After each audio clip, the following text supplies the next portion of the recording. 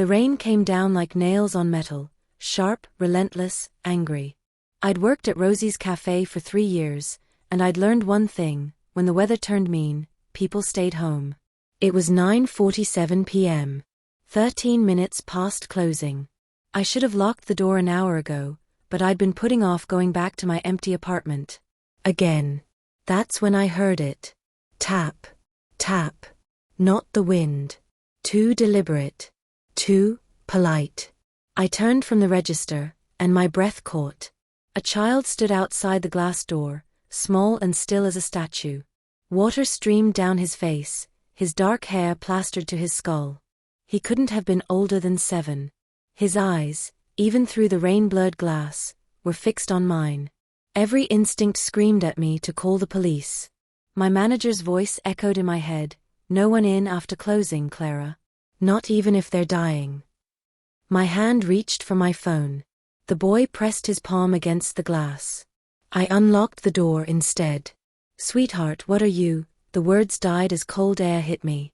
He stepped inside, leaving puddles that looked black in the dim light. Up close, he was worse than I'd thought. His lips had gone pale blue. His clothes, expensive, I noticed. But his eyes. God, his eyes were the strangest thing. Gray as storm clouds, and far too calm for a lost child in a thunderstorm. "I'm Clara," I said, grabbing the rough towel we kept for spills.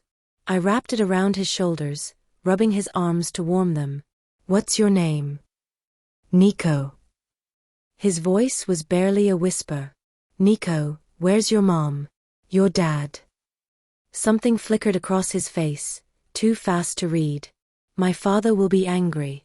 I wasn't supposed to leave the house." The way he said father, formal, careful, made my skin prickle. "We need to call him. Do you know his number?" "No. Do you know your address?" He looked past me, out the window at the rain. "Oak Ridge Hill. The house with the stone lions." I froze. Oak Ridge Hill was where the city's money lived, old money, quiet money, the kind that didn't mix with people like me. I'd catered an event there once. Security cameras on every corner. Guards who watched you like you might steal the air. "That's miles from here," I said slowly. "How did you get all the way downtown?" "I sneaked out." He met my eyes again, and I felt something cold slide down my spine. I wanted to see what it was like. Out there. Out there. Like he'd been kept inside. Like he'd escaped. I should have called the police then. Should have. But something about the stillness in him, the careful way he held himself, like a boy who'd learned not to take up too much space, stopped me. Instead, I made him hot chocolate. He sat at the counter, hands wrapped around the mug, never drinking. Just holding it like the warmth was enough. "You must be scared," I said gently. "Being out here alone." "I'm not afraid of the rain," he said. Then softer, "You shouldn't have opened the door." My hand froze halfway to the espresso machine. "What?" He looked up at me, and for the first time, I saw something in those gray eyes. Not fear. Warning. Bad things follow me. The lights flickered. Outside, lightning split the sky, illuminating the empty street. For just a second, one frozen moment, I saw a figure standing across the road. Tall. Still. Watching. Then darkness swallowed it whole. When the lights came back, Nico was staring at the window, his small face expressionless. "Did you see that?" I whispered. "Yes." He set down the mug carefully. "They're here." "Who's here?" Before he could answer, my phone buzzed. Unknown number. I stared at it, my heart starting to hammer. "Don't answer," Nico said. I answered. The voice that came through was deep, smooth as silk over steel. Accented, Russian, maybe. And absolutely calm. "You have something that belongs to me." I gripped the phone tighter. I don't know what you're talking about." "My son. The boy with gray eyes. I know he's with you." How could he possibly know that?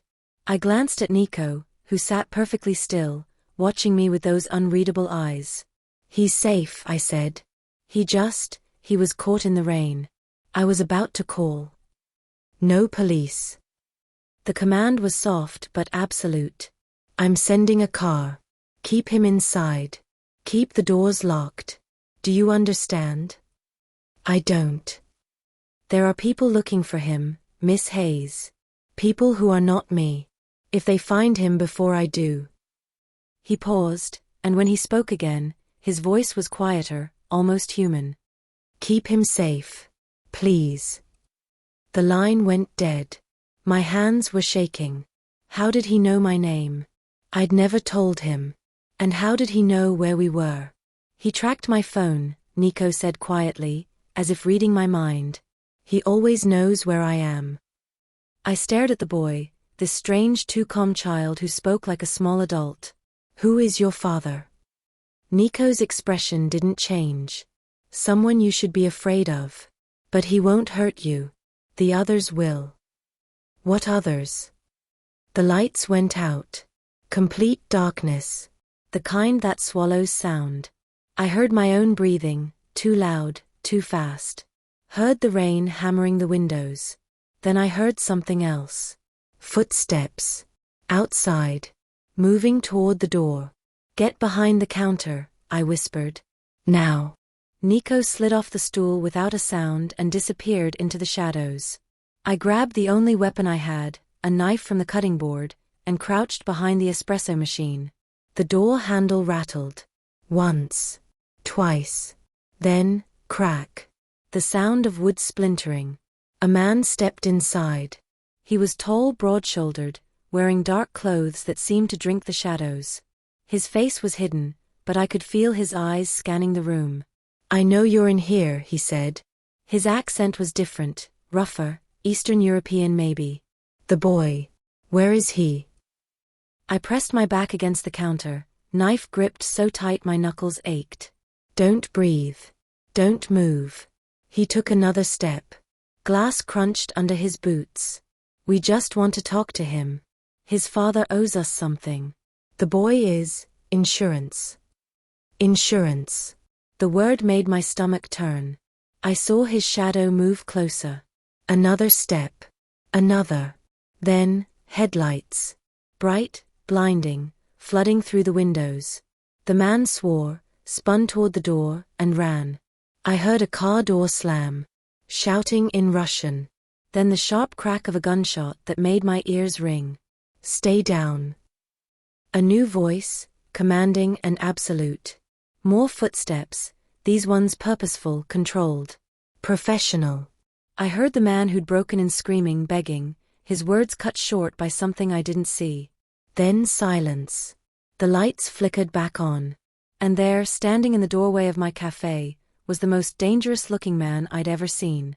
He was tall, over 6 feet, with dark hair swept back from a face that could have been carved from stone.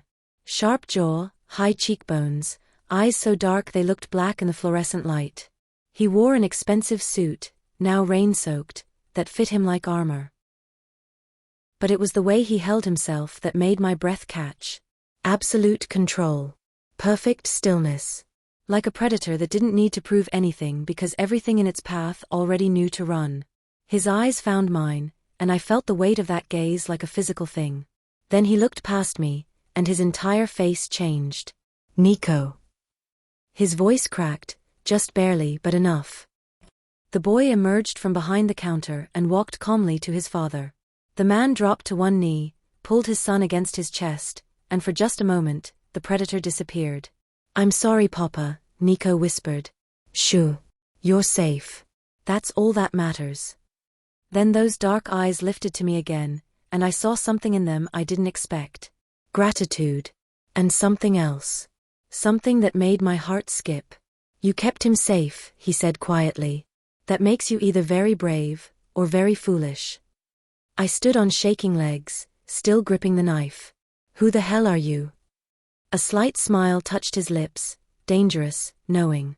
My name is Alexander Moretti. And you, Miss Clara Hayes, just became part of something you can't walk away from. Outside, rain hammered the pavement. They left the body in the alley behind the cafe. I didn't see them do it, Alexander made sure of that. But I heard the car pull away, engine purring like a satisfied cat. When I finally worked up the courage to look out the back window, all I saw was rain washing red into the gutter. My hands wouldn't stop shaking. "Sit." Alexander's voice cut through my spiraling thoughts. He'd taken off his jacket, rolled up his sleeves. There was blood on his white shirt, a fine spray across the collar. He poured me a glass of water from behind my own counter like he owned the place. Maybe he did now. I sat. The knife clattered onto the table, suddenly useless. Nico had fallen asleep on the booth in the corner, curled up with his head on his father's folded jacket. He looked so small. So normal.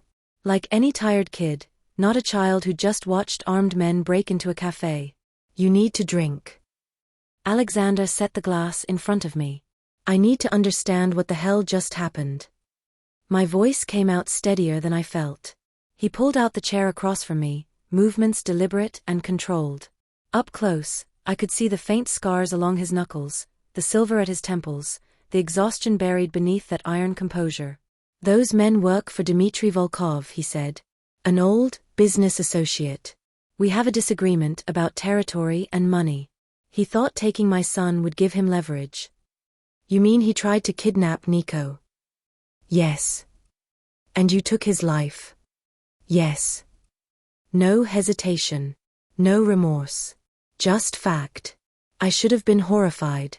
Should have been running for the door, calling 911, screaming for help.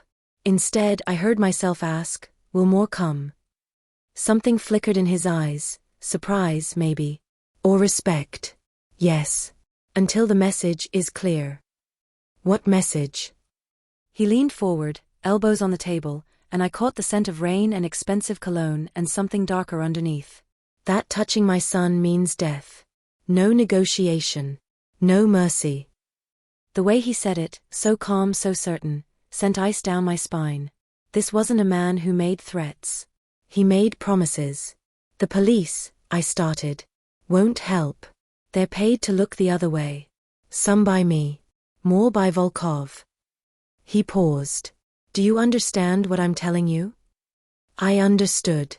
I understood that I'd opened my door to a child and let a war walk in with him. "You said I can't walk away," I whispered. "Why?" "Because Volkov's man saw you. Saw you protect my son. In my world, that makes you valuable. Which means..." He held my gaze. "You're in danger." The room tilted. "I didn't do anything." "You did everything." His voice softened, just slightly. "You could have called the police when Nico knocked. You could have turned him away.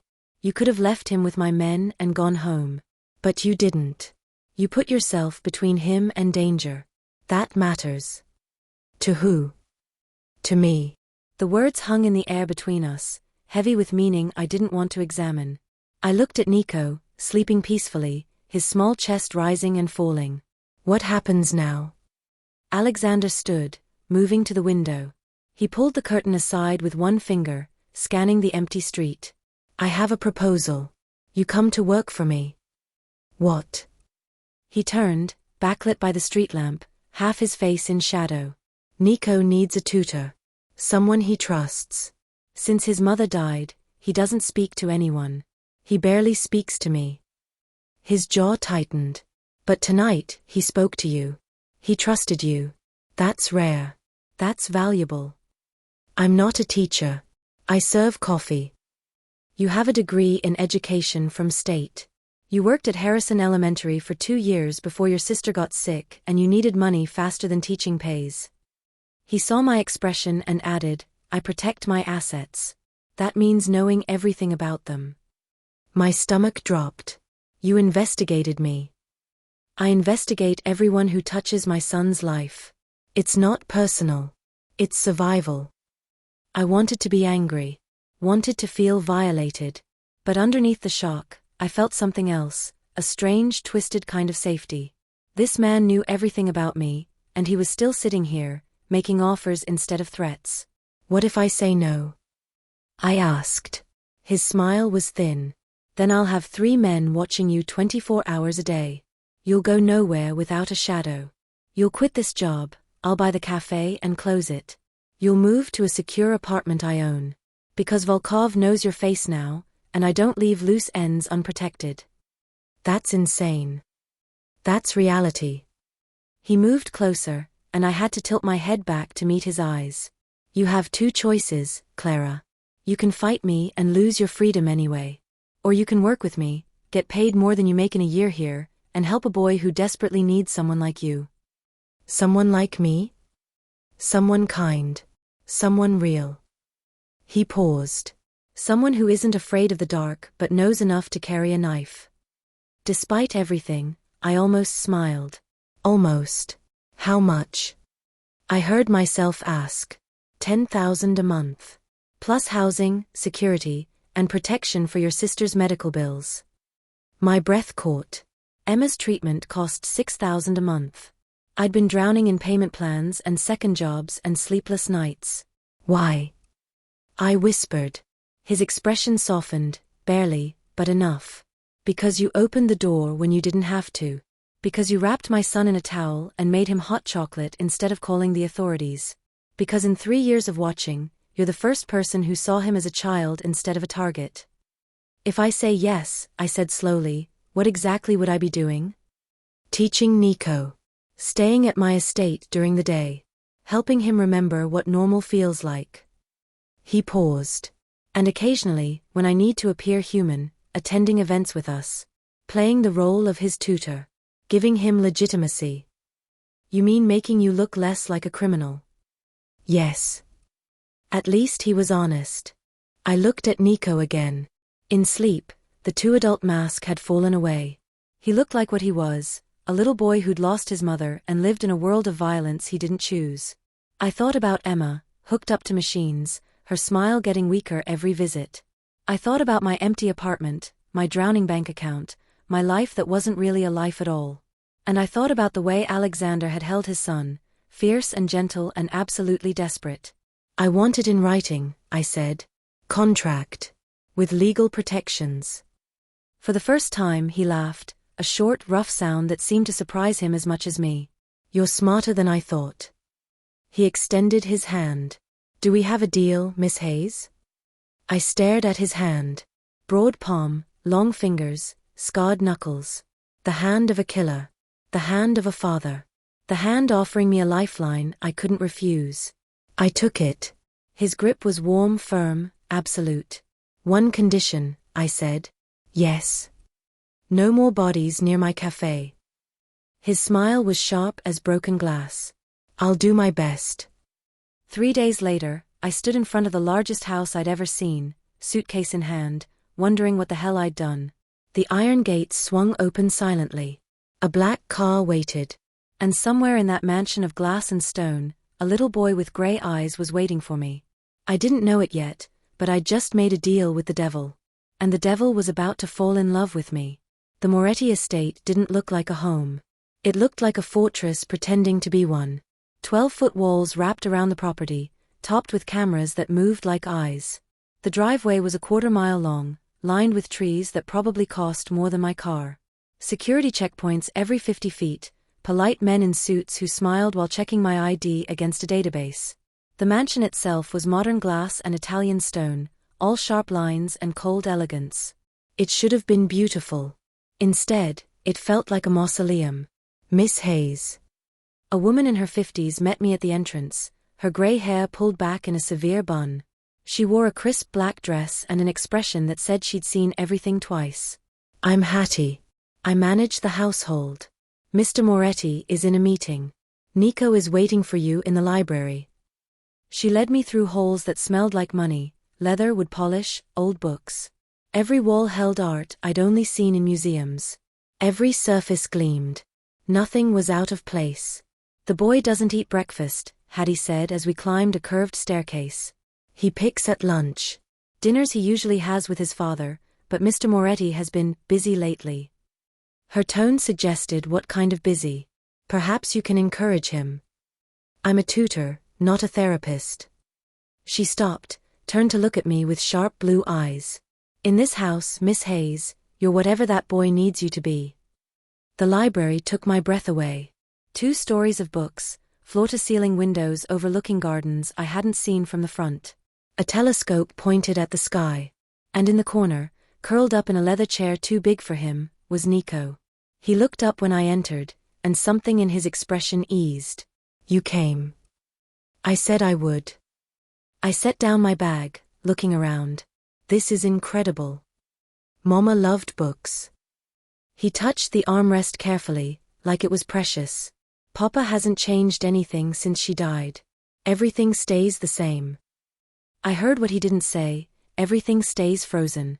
I pulled up a chair across from him. "Your father said you like to read. What are you working on?" He showed me the book, a worn copy of The Little Prince. "In Russian. You read Russian?" "Mama taught me. Papa speaks it when he's angry." He looked at the pages. This was her favorite. She used to say everyone's looking for something, but nobody knows what it is. The weight in his voice, too much grief for such small shoulders, made my chest ache. "What are you looking for?" I asked gently. He thought about it, serious and careful. "I don't know. Maybe I'm trying to find where Mama went. Papa says heaven, but he doesn't believe it. I can tell." Before I could respond, the door opened. Alexander stood in the doorway, phone in hand, looking like he'd fought a war since I'd last seen him. His suit was immaculate, but his eyes were exhausted. Those eyes found mine, held for a moment too long. "Clara, you're early. You said 9. It's 9. Most people show up late. Make excuses." He pocketed his phone, stepping inside. "Thank you for being here. You're paying me. I'm not exactly doing charity work." His mouth twitched, almost a smile. "Refreshing." Nico watched us like he was watching a play, something calculating in his young face. "I thought we'd start with creative writing," I said, pulling out a notebook. Nico mentioned he likes stories. "I do," Nico said. "Papa says stories are lies, but beautiful ones." Alexander's expression flickered. "I said they're how we make sense of chaos." "Same thing," Nico replied. "How about this? We each write a story. A real one. Something true that happened to us. Then we share." Nico frowned. "But you said creative." "The best stories are true. They just sound impossible." For the next hour, I watched a small miracle happen. Nico bent over his notebook, tongue between his teeth, writing with fierce concentration. Alexander stayed. I thought he'd leave, but he sat in the corner, working on a laptop, occasionally glancing up. "I wrote too. About Emma.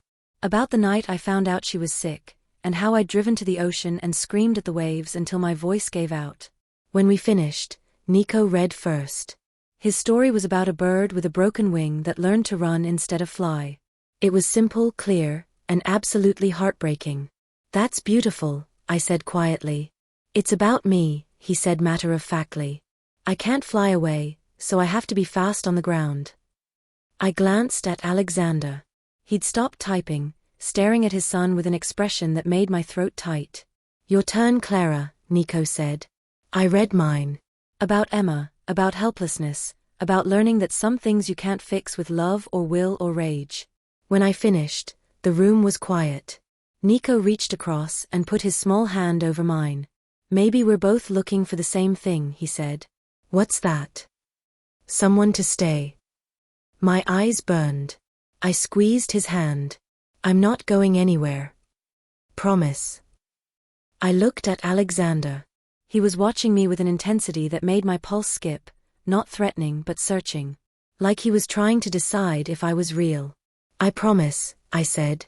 Nico smiled, the first real smile I'd seen from him. "Good. Because Papa needs you too. He just won't say it." "Nico," Alexander said, a warning in his tone. But the boy just grinned, and for a moment, he looked like any mischievous kid. The rest of the morning passed in comfortable rhythm. We read poetry, drew pictures, talked about constellations and myths. Normal things. Safe things. Things that had nothing to do with bodies in alleys or men with guns. By noon, Hattie brought lunch, sandwiches, fruit, little pastries that looked too fancy to eat. Nico actually ate. A miracle, according to Hattie's raised eyebrows. When he went to wash his hands, Alexander finally spoke. He hasn't smiled like that since before his mother died. I looked at him. Up close, I could see the toll this life took, the fine lines around his eyes, the tension in his jaw, the way he held himself like relaxing meant dying. Kids need routine, I said. Stability. Something that isn't about fear. I know. He stood, moving to the window. The light caught his profile, sharp and almost cruel. I built this life to give him security. Instead, I trapped him in a cage. It's not too late to change. He laughed, bitter, hollow. You think men like me change? We don't change, Clara. We just get better at pretending. I don't believe that. He turned. Then you're naive. Or maybe you've spent so long being what they expect that you forgot you could be something else. His eyes narrowed. Careful. You're starting to sound like you care. Maybe I do. He's a good kid. I meant me. The words landed between us like a stone in still water. Ripples spread, and suddenly the air felt thinner. I don't know you well enough to care, I said, but my voice was too quiet. Good. He moved closer, and I refused to step back. Because caring about me is dangerous. Ask anyone who's tried. What happened to them? They died. Or worse, they stayed. His gaze dropped to my mouth, just for a second, before lifting back to my eyes. You should leave while you still can. You're the one who hired me. I know. He smiled, dark and knowing. I'm selfish that way. Before I could respond, Nico returned, shattering the tension. Can we go to the garden?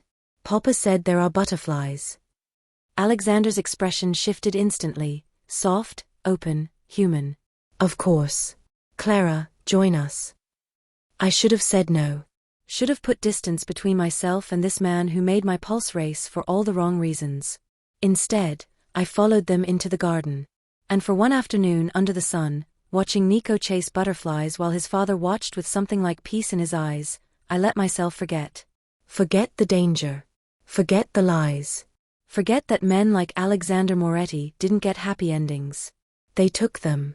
I'd been at the estate for 3 weeks when I saw what Alexander really was. It was a Tuesday, Nico's therapy day, which meant I had the afternoon to myself. I'd planned to catch up on lesson plans, maybe call Emma. Instead, I got curious. The East Wing was off limits. Hattie had made that clear on day one, her tone leaving no room for questions. But I'd seen men coming and going from that direction, always at night, always silent. I told myself I was just exploring, making sure I knew the layout in case of emergency. The truth? I wanted to know what Alexander was hiding. The hallway was different than the rest of the house. No art, no windows, just bare walls and thick doors. At the end, light spilled from a partially open door. Voices drifted out, low, tense, speaking rapid Russian. I should have turned back. I didn't. I crept closer, pulse hammering, until I could peer through the gap. The room looked like a command center. Monitors covered one wall, showing camera feeds from across the city. A large table dominated the center, covered with maps, photos, stacks of cash. And standing around it were 6 men in suits, all watching Alexander. He stood at the head of the table, arms crossed, radiating control. A man knelt on the floor in front of him, young mid-20s, face bruised and bleeding. Please, the man gasped in English. Please, I didn't know. You took money from Volkov. Alexander's voice was ice. You fed him information about my shipments. About my son's schedule. I have debts. Everyone has debts. Alexander crouched, eye level with the man. But you chose to pay yours with my family's safety. Do you understand what that means? The man was crying now. I'm sorry. I'll leave the city. You'll never see me. You're right about that. Alexander stood. Nodded once. One of his men raised a gun. I clapped my hand over my mouth to trap the sound trying to escape. This wasn't happening. This wasn't. The shot was quiet. Silenced. The man slumped forward. I must have made a noise, a gasp, a whimper something, because Alexander's head snapped toward the door. Our eyes met. Time stopped. His expression didn't change. Didn't show surprise or anger or guilt. He just looked at me, steady and certain, like he'd known I was there all along. Then he spoke, his voice carrying clearly, "Victor, please escort Miss Hayes to her room." I ran. Didn't wait for Victor. Just turned and bolted, my footsteps echoing off the walls, my heart trying to hammer out of my chest. I made it to my room, slammed the door, and pressed my back against it like that would keep the world out. What had I seen? What had I done? I knew what he was. He'd never hidden it. But knowing and seeing. A knock. Soft. Deliberate. "Clara." Alexander's voice, muffled through the door. "Open the door. Go away. I'm not going to hurt you. You just killed someone." Silence. Then, "Yes, I did." The calm in his voice made my stomach turn. "How can you just?" "Because he endangered my son. Because mercy in my world is seen as weakness, and weakness gets people killed. Because I'm exactly what you thought I was, Clara. I never pretended otherwise. I didn't think I'd have to see it." "No. You wanted to believe I was something softer. Something redeemable." His voice lowered. "I'm not. I told you caring was dangerous." I pressed my forehead against the door, squeezing my eyes shut. "I can't do this." "Then leave." The words hit like a slap. "What?" "Leave. Pack your things. I'll have Victor drive you home. We'll terminate the contract. You'll receive 3 months severance, and I'll continue covering your sister's medical bills for a year. You'll never see me again." It was exactly what I wanted. Exactly what I should take. "What about Nico?" I whispered. The silence stretched. When he finally spoke, his voice was different, raw, almost human. "He'll survive. He always does." I thought about the boy in the library, writing stories about broken-winged birds. About the way he'd smiled at me this morning, proud of the poem he'd written. About how he'd said, "Promise you'll stay." "I can't leave him," I said. "Then you accept what I am." "I don't accept it. But I swallowed hard. "I understand it." More silence. Then, "Open the door, Clara." My hand trembled as I unlocked it. He stood in the hallway, still wearing the suit from the meeting, no blood on him, nothing out of place. Except his eyes. His eyes looked tired in a way that had nothing to do with sleep. "You saw what I do," he said quietly. "How I keep my family safe. How I keep you safe. Every threat eliminated. Every message sent. This is the price. There has to be another way." "There isn't. Not in this life." He stepped closer. "If you stay, you're choosing to exist in this world. In my world. You don't get to pick and choose which parts are real." I wanted to argue. Wanted to believe he was wrong. "I need air," I said instead. "I'll walk with you." "No. Alone." Something flickered in his expression, hurt, maybe, or just recognition. "Don't leave the grounds. And take Victor. Non-negotiable." I nodded, grabbing a jacket. Victor appeared silently, had he been waiting? And followed at a distance as I walked into the garden. The sun was setting, painting everything gold and red. Beautiful and violent. Like everything in this place. I found a bench near the fountain, far from the house, and let myself break. Just for a minute. Just enough to remember I was still human. "He's a good man, you know." I jumped. Victor stood a few feet away, his expression unreadable. He was younger than the other guards, maybe early 30s, with sharp features and eyes that missed nothing. "I know," I said. "He's also a good father. Best I've seen in this business." Victor lit a cigarette, offered me one. I shook my head. Most men like him, they forget they have kids. Too busy building empires. But the boss? He'd burn it all down for that boy. "He already has," I said quietly. "Not all of it. Not yet." Victor exhaled smoke. "He's trying to get out. Been trying for 2 years. But it's like quicksand, the more he pulls away, the more they drag him back." "Who's they?" Everyone. Volkov. The Italians. The Chinese syndicates. Everyone who wants what he built. He looked at me. You being here? That's part of his exit plan. How? Because you make him look human. A man with a son and a tutor?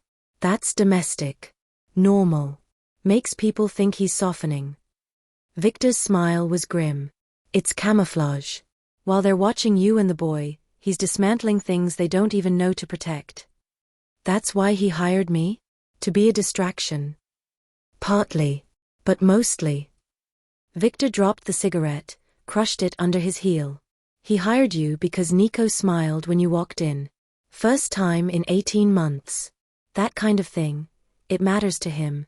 More than the plans. More than the empire. He walked away before I could respond, leaving me alone with the dying light and too many thoughts.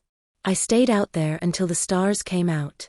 Until the cold seeped through my jacket and my thoughts finally settled into something like clarity. When I walked back inside, Alexander was waiting in the foyer. He'd changed into dark slacks and a simple black shirt, sleeves rolled up. He looked almost normal. Almost. I thought you might have left, he said. I promised Nico I'd stay. And me. I met his eyes. I didn't promise you anything. His jaw tightened. No, you didn't. We stood there, the marble floor stretching between us like a chasm. I need to know something, I said. Are you trying to get out? Or is this who you want to be? Does it matter?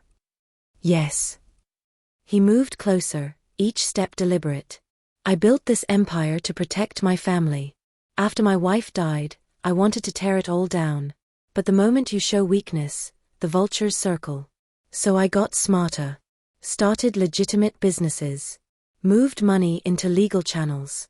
Started severing ties. He stopped inches away. But some ties don't sever. Some you have to cut with blood. How long until you're free? 6 months. Maybe a year. If I survive that long. The words were casual, but the weight behind them made my chest hurt. And if you don't? Then Nico inherits a war. His voice cracked, just barely. That's what I'm trying to prevent. I'm trying to give him a life that isn't this. But every day someone tests me. Every day I have to prove I'm still the monster they fear, while secretly dismantling everything that made me one. That's exhausting. It's survival. I understood then. Really understood. He wasn't evil, he was trapped. A man trying to claw his way out of hell while everyone else tried to drag him deeper. What do you need from me?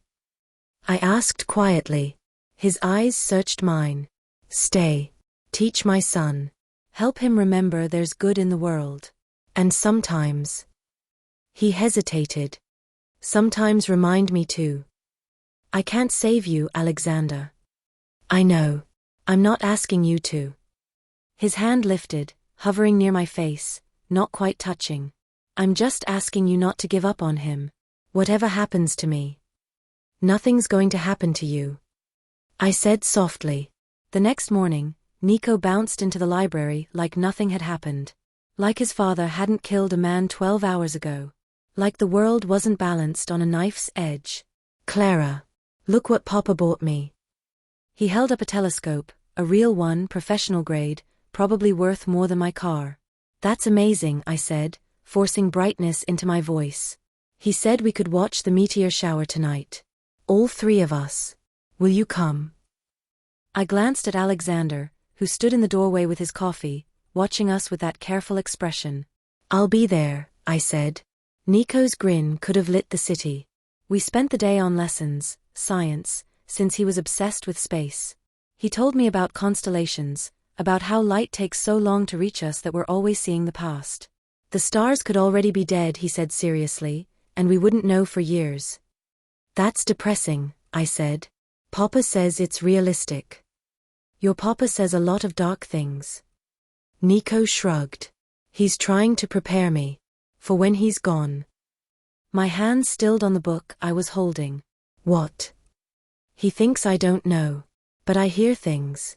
I'm not stupid. Those grey eyes, so much older than 7, met mine. Bad men want to hurt him. He's trying to make sure I'll be okay when they do. Nico. It's okay. I know you'll take care of me. That's why he brought you here. The weight of it, this child's acceptance of his father's possible death, his matter-of-fact trust in me, made my throat close. Your father isn't going anywhere, I said firmly. You promise? I couldn't. I wouldn't lie to him like that. Instead, I pulled him close. I promise I'll do everything I can to keep your family safe. He hugged me back, small arms tight around my waist. I'm glad you're here, Clara. Me too, kiddo. That night, we set up the telescope on the roof terrace. The city sprawled below us, lights twinkling like earthbound stars. Nico operated the telescope with fierce concentration, while Alexander and I stood by the railing. Thank you, he said quietly, for staying. You keep saying that like I'm doing you a favor. You're paying me. It's more than money now. You know that. I did. God help me, I did. He told me what you're planning, I said. Getting out. Building something legal. Alexander's jaw tightened. For his own good. He's scared. That you won't make it. He should be. I might not. He turned to face me, the city lights casting shadows across his face. But I'm going to try. For him. He stopped himself.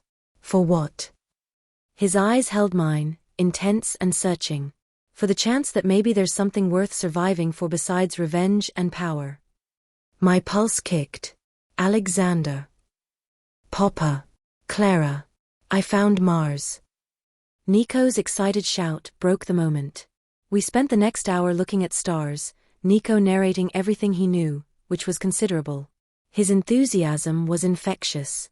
Even Alexander relaxed, answering his son's endless questions with patience I hadn't known he possessed. When Nico finally started yawning, Alexander carried him downstairs. I stayed on the terrace, needing a moment alone with the sky. He's asleep.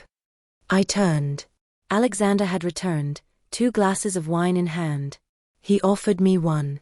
I don't drink with my employers, I said. I'm not your employer right now. I'm just a man on a roof. I took the glass. Who are you really, Alexander Moretti? He leaned against the railing, considering.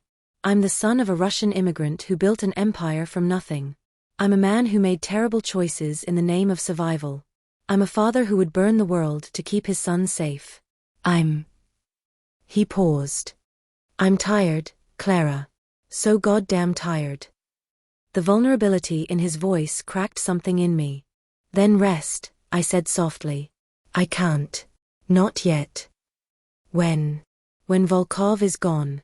When my businesses are clean. When Nico can walk outside without 3 guards. He took a long drink.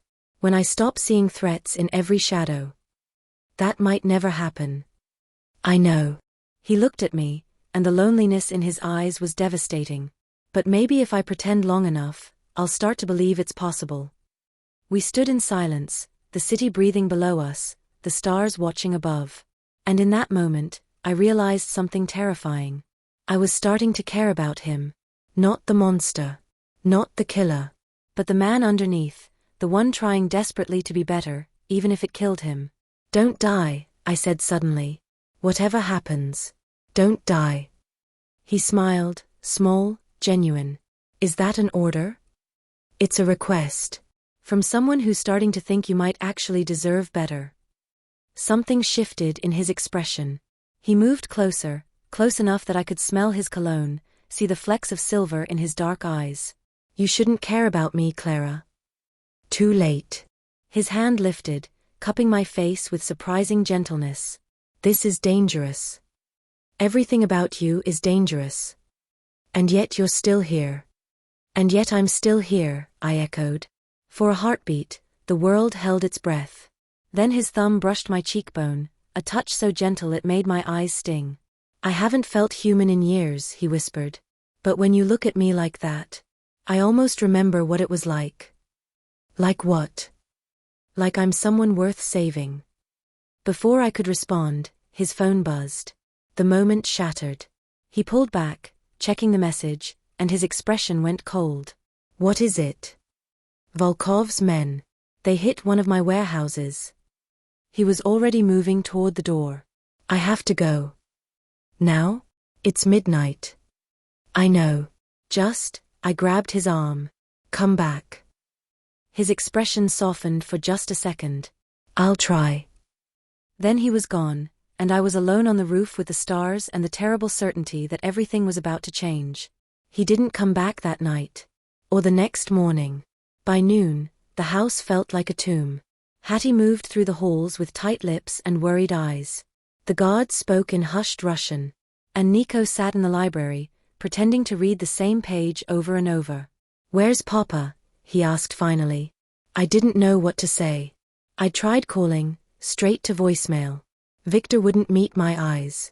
He had business, I said. He'll be back soon. You're lying. Not accusatory. Just factual. Something bad happened. Before I could answer, Victor appeared in the doorway. Miss Hayes. With me. Now. My stomach dropped. Nico. Hattie will stay with him. Victor's tone left no room for argument. I followed him down the hall, my pulse hammering. He led me to Alexander's office, a room I'd never been in. Dark wood, leather furniture, walls lined with books in multiple languages. And on the desk, splattered with blood, was Alexander's phone. Oh God. He's alive, Victor said quickly. But barely. The warehouse was a trap. Volkov's men were waiting.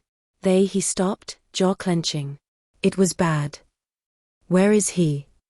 Safe house across the city. We have a doctor. But. Victor met my eyes. He's asking for you. Me? Why? Because he's convinced he's dying, and apparently you're the only person he wants to see. Victor's expression was grim. We need to move fast. Volkov's men are looking for him. If they find him before he recovers. Take me to him. The drive was tense and silent. We went through back streets, changed cars twice, doubled back on our route. Professional paranoia. Finally, we pulled up to a nondescript building in an industrial district. Inside, it looked like a bunker. Concrete walls, harsh lights, the smell of antiseptic and something copper. Blood. Down the hall. Last door. I walked, my legs unsteady, until I reached the room.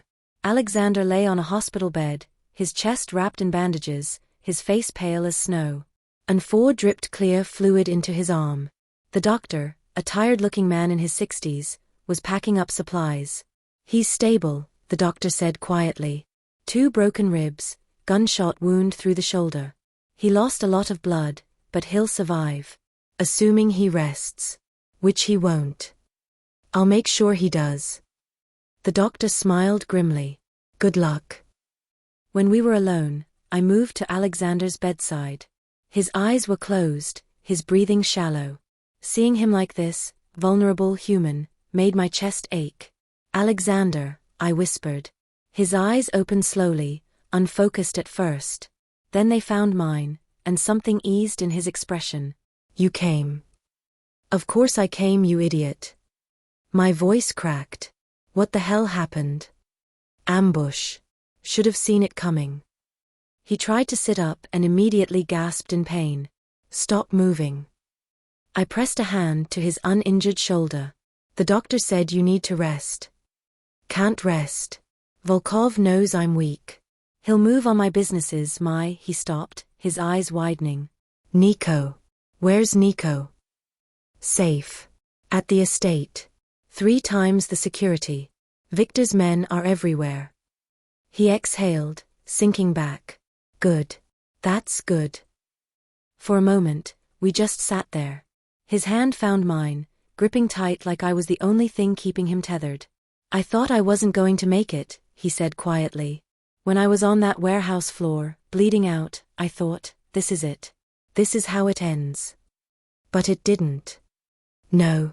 His eyes held mine. Because I kept thinking about what you said. About coming back. And I couldn't leave him. Couldn't leave you. The way he said you, raw honest, made my heart stutter. You barely know me, I whispered. I know enough. His thumb traced circles on the back of my hand. I know you opened a door in a storm. I know you kept my son safe when you could have run. I know you looked at me like I was human even after you saw what I really am. Alexander. Let me finish. He struggled to sit up higher, wincing. I've done terrible things, Clara. Things I can't take back. I've hurt people. Killed people. Built an empire on blood and fear. But for the first time in my life, I want to be better. Not because it's strategic. Not because it protects my business. But because when you look at me, I want to deserve it. Tears burned my eyes. You don't have to earn basic humanity. In my world you do. His hand cupped my face, tender despite the roughness of his palm. Promise me something. What? If something happens to me, if Volkov wins, you'll take Nico. There's money. Documents. Everything you need to disappear. Victor will help. Just promise me you'll keep him safe. Nothing's going to happen to you. Clara. No. I covered his hand with mine. You don't get to do this. You don't get to make me care about you and then ask me to plan your funeral. I'm being realistic. You're being a coward. The words came out harsh, desperate. You want to be better? Then fight. Not just against Volkov. Fight to survive. Fight to be the man your son needs. The man you could be. His eyes widened, something vulnerable flickering across his face. Do you really think I can? He asked quietly. I think you're already trying. That's more than most people ever do. For a long moment, we just looked at each other. Then slowly, carefully, he pulled me closer until my forehead rested against his. You're either my salvation or my damnation, he whispered. Maybe both. His laugh was rough, pained. Probably both. I stayed with him through the night, dozing in the chair beside his bed, waking every time he stirred. By morning, color had returned to his face, and his breathing was easier. Victor brought coffee and news. Volkov's men had attacked 2 more locations but found nothing. They were getting desperate. That's good, right? I asked. Or it means they'll go for the biggest target. Victor glanced at Alexander. You need to move on him. Now. Before he moves on your family. Alexander's jaw tightened. I know. What does that mean? I asked. The 2 men exchanged a look. It means, Alexander said slowly, I'm going to end this. Once and for all. 3 days later, Alexander was back at the estate, moving stiffly but refusing to stay in bed. He spent hours in his office, phone pressed to his ear, speaking in rapid Russian. Planning something. Nico was thrilled to have his father back, but even he could sense the tension. Is Papa going away again? He asked one morning. I don't know, sweetheart. If he does, will you still be here? I knelt down, meeting his eyes. Always. I promised, remember. He hugged me tight. I love you, Clara. The words hit me like a freight train. This child, this beautiful broken child, loved me. Trusted me with the most precious thing he had. I love you too, I whispered. That night, Alexander found me in the garden. He looked better but exhausted, the weight of whatever he was planning etched in every line of his face. It's happening tomorrow night, he said without preamble. What is? The end. Volkov has a shipment coming in. Big one. I'm going to intercept it, take everything, and leave him with nothing. Force him out of the city or kill him trying. My blood went cold. That's dangerous. It's necessary. He said. I can't keep living like this, Clara. Looking over my shoulder. Wondering when they'll come for Nico. For you. He stepped closer. This ends tomorrow. One way or another. And if you don't make it? His expression softened. Then everything I have goes to Nico. And to you. I don't want your money. I want you alive. Why? The question was quiet, almost vulnerable. Because I'd fallen for him. Because somewhere between the library and the roof and the hospital bed, I'd started to love this complicated, dangerous, desperately trying man. But I couldn't say that. Not now. Not when tomorrow might take him away forever. Because Nico needs his father, I said instead. And you? His hand found my waist, pulling me closer. What do you need? The honest answer lodged in my throat. His eyes searched mine, dark and intense, and I saw the truth there. He knew. He knew what I felt. What we both felt. Clara. My name on his lips was a prayer and a warning. Then he kissed me. It wasn't gentle. It was desperate, fierce, like a drowning man gasping for air. His hand tangled in my hair, the other pressed against my back, and I melted into him despite every logical reason not to. When we finally broke apart, we were both breathless. I shouldn't have done that, he said. Probably not. I wanted to. For weeks. I know. His thumb traced my lower lip. If I don't make it back. Don't. I pressed my fingers to his mouth. Don't say goodbye. Just, come back. He kissed my fingers, his eyes never leaving mine. I'll try. And that's all I got. A promise to try. Thank you for watching this story. Please subscribe to my channel and let me know in the comments what you think about this story and where you're watching from. Thank you.